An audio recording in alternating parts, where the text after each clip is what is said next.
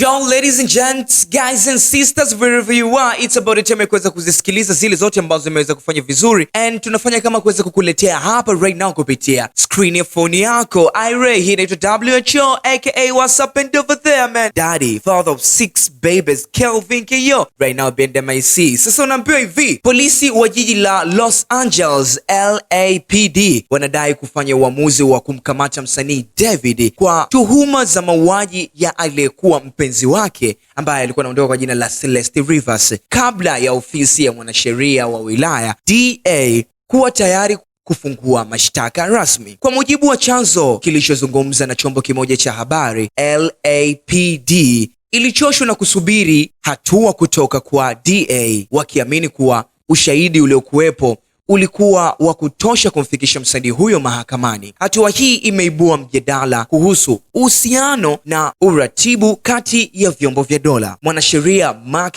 Geragos, ambaye pia ni mtangazaji katika moja kati ya podcast kubwa kutoka nchini Marekani, amesema kuwa maafisa wa juu ndani ya ofisi ya DA walikuwa bado hawajakamilisha maandalizi ya kufungua kesi. Alieleza kuwa DA walihitaji muda zaidi ili kuhakikisha ushahidi uko kamili kabla ya kuchukua hatua ya kisheria.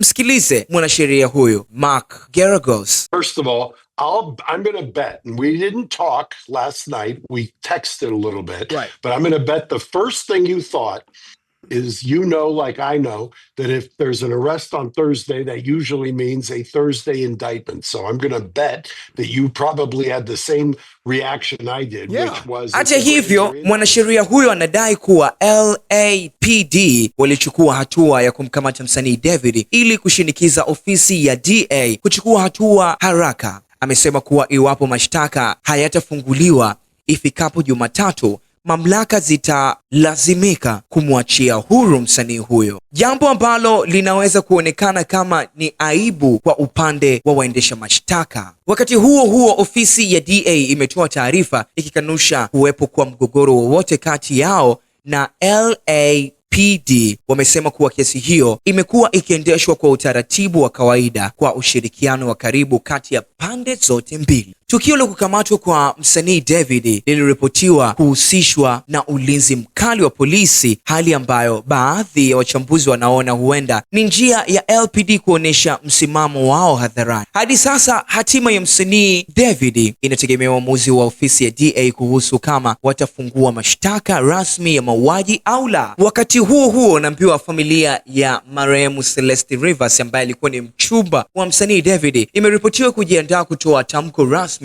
kupitia wakili wao siku ya Jumatatu iwapo msanii David atashtakiwa kuhusiana na kifo cha binti yao mwenye umri wa miaka 14. Kwa mujibu wa taarifa kutoka katika vyombo vya habari, hii itakuwa ni mara ya kwanza kwa familia ya Celeste Rivers kuzungumza hadharani tangu kukamatwa kwa msanii David Alhamisi ya wiki hii jijini Los Angeles. Tukio hili limevuta hisia za watu wengi, haswa kutokana na mazingira ya kutatanisha ya kifo hicho. Mwili wa Celeste Rivers ulipatikana ukiwa umeharibika vibaya katika buti la mbele la aina ya gari ya Tesla miezi 7 iliyopita, hali iliyozua maswali mengi kuhusu kilichotokea kabla ya kifo chake. Uchunguzi wa madaktari wa kaunti ya Los Angeles umebaini kuwa kifo hicho kilikuwa ni mauaji. Kwa sasa waendesha mashtaka wanakabiliwa na muda wa mwisho, yani deadline, wa siku ya Jumatatu kuamua kama watafungua mashtaka rasmi dhidi ya msanii David au kumwachia huru. Kwa mujibu wa kituo cha habari cha ABC7, wakili wa familia ya Celeste Rivers amesema kuwa endapo ofisi ya mwanasheria wa wilaya DA itafanya mkutano na waandishi wa habari,